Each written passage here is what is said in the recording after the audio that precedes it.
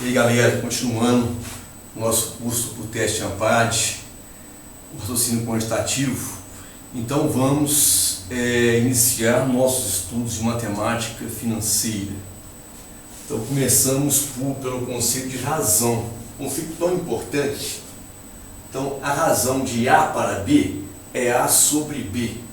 Sempre o primeiro que eu falo, ele vem no numerador e o segundo vem no denominador. Um exemplo aqui, a razão de 2 para 3 é 2 sobre 3, que eu dividindo, ó, dá uma dízima periódica, 66,66%. O conceito de razão, às vezes, é esquecido pelos alunos, não dão muita importância a ele, mas é muito importante. A razão, na verdade, ela significa o percentual que o numerador está representando sobre o denominador aqui, ó. Então, 2 representa 66,66% de 3. É como se 3 fosse 100%, 2 vai representar 66,66% de 3. O que é uma proporção? É uma igualdade entre duas ou mais razões. Um exemplo aqui genérico, A sobre B igual a C sobre D igual a E sobre F. Então aqui 2 partes em 3 igual a 4 partes em 6, que são 8 partes em 12. As principais propriedades das proporções. A primeira é o quê? Multiplicar cruzado. Ó. A vezes D é igual a B vezes C. Ó. Então aqui, 2 partes em 3 igual a 4 partes em 6. Ó. Então 2 vezes 6, 12. 4 vezes 3, 12. E a segunda proporção são várias propriedades, né? A gente explica só aquelas mais importantes, aquelas que serão efetivamente utilizadas. Então, A sobre B igual a C sobre D. Se eu precisar, eu posso fazer a extensão da proporção, né? Igual a A mais C sobre B mais D. Então, vamos fazer aqui um exercício já importante para o teste ANPAD. Cai questões que a gente tem que usar esse conhecimento. Ó. A metade de x igual a terça parte de y, que é igual a quinta parte de z, e a soma dos 3 igual a 30. Ó. Então, calcule o valor de x menos y mais 2z. Ó. Então, aqui é uma questão boa para poder estender a proporção, porque eu tenho a soma dos numeradores, foi dado. Ó. Então, eu faço assim como x mais y mais z sobre 2 mais 3 mais 5, ó, igual a x mais y mais z igual a 30. Aqui no numerador, ó, 10. Então a razão da proporção é igual a 3. Então daí eu consigo achar o x aqui, ó, a metade de x igual a 3. Então, x igual a 6, a terça parte de y igual a 3, ó. Então, y igual a 9, e a quinta parte de z igual a 3, ó. Então, z igual a 15. Ó. Então, daqui eu consigo achar, ó, x menos y mais 2z. Ó. x6 menos y menos 9 mais 2 vezes 15. Ó. Então teremos menos 3 mais 30, e o resultado disso é 27. Vamos continuar? Então vamos pegar agora grandezas diretamente proporcionais. Ó. Então, o item 3, GDP, grandezas diretamente proporcionais. Então, aqui, muito simples, mas muito importante, quilos de arroz aqui, ó. Quilos de arroz e o preço a pagar. Vamos imaginar, por 2 quilos de arroz eu pago R$6. Ó. por 4 quilos eu pago R$12 a hora. Então, se eu dobrar os quilos, eu dobro o preço a pagar. Essa é a característica das grandezas diretamente proporcionais. O efeito que eu dou numa, eu dou na outra. Então, eu posso montar a proporção assim: 2 está para 4 igual a 6 sobre 12. Ou posso montar também na horizontal, misturando quilos com preço. 2 está para 6 igual a 4 sobre 12. Muitíssimo importante, como já falei. Agora, grandezas inversamente proporcionais aqui. GP. GP. Vamos colocar assim: as grandezas homens e dias de trabalho aqui. Então, homens e dias de trabalho aqui. Vamos imaginar, com 10 homens, eu realizo uma obra em 60 dias, vamos imaginar.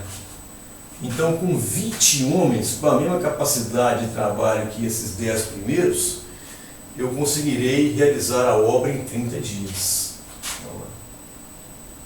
Então, se eu dobrei o número de homens, eu dividi por 2 o número de dias. Essa aqui é a característica das grandezas inversamente proporcionais. Se eu dou um efeito numa, eu dou um efeito inverso na outra. Então eu posso montar a proporção assim, ó. Posso manter 10 sobre 20, aí eu inverto a outra, 30 sobre 60, ou eu posso manter aqui 60 sobre 30 e inverter a outra, igual a 20 sobre 10. Ou finalmente eu posso fazer a proporção misturando homens, fazendo a razão homens com dias, ó. Mas aí tem que ser na inversa. Ó. 10 está para o inverso de 60, igual a 20 está para o inverso de 30. Ó. Qualquer uma das três aqui eu chego em 600 igual a 600, ó. 10 vezes 60 igual a 20 vezes 30. E agora, regra de 3 simples. 5. Regra de 3 simples. O que é uma regra de 3 simples? É uma proporção que envolve apenas 2 grandezas, que são entre si diretamente ou inversamente proporcionais. Então vamos dar um exemplo aqui. Vamos imaginar aqui que eu tenho 2 engrenagens aqui solidárias, ó. Uma com 20 dentes e a outra com 60 dentes. No tempo que a menor dá 120 voltas, quantas voltas dará a maior? Aqui, vamos supor que uma delas gira no sentido anti-horário e a outra gira no sentido horário. Então é uma proporção que é uma regra de 3 que envolve 2 grandezas. Olha lá, dentes e voltas. Olha lá. Então, uma engrenagem de 20 dentes dá em um certo tempo 120 voltas. A outra de 60 dentes acoplada a ela vai dar no mesmo tempo X voltas. Bem, aqui eu não preciso nem de olhar para os valores. É só eu verificar como que as grandezas se comportam entre si de maneira direta ou inversamente proporcionais. Então, mais dentes no mesmo tempo significa mais voltas ou menos voltas. Mais dentes, obviamente, significam menos voltas. Então, dentes com voltas são grandezas inversamente proporcionais. Vou chegar aqui e pôr IP, ó. Eu não ponho setinha para cima, para baixo, eu não coloco isso. Eu ponho dp ou ip. ip inversamente, dp diretamente. Eu posso inverter aqui, por exemplo, porque inversamente x sobre 20 e manter essa daqui, ó, igual a 20 sobre 60. Ó. Posso simplificar aqui, posso botar 1/3.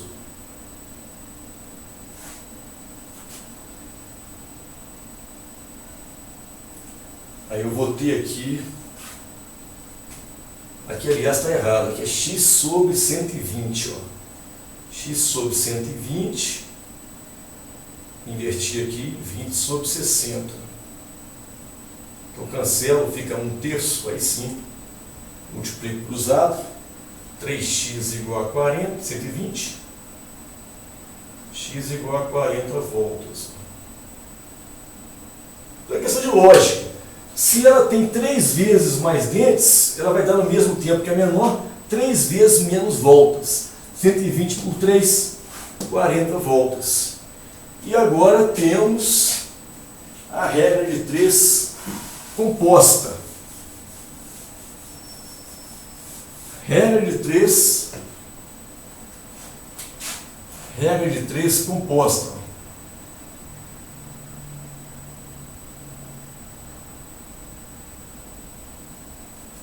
Então foi aqui, razão, proporção, grandeza diretamente, inversamente, regra de 3 simples e 6, regra de 3 composta.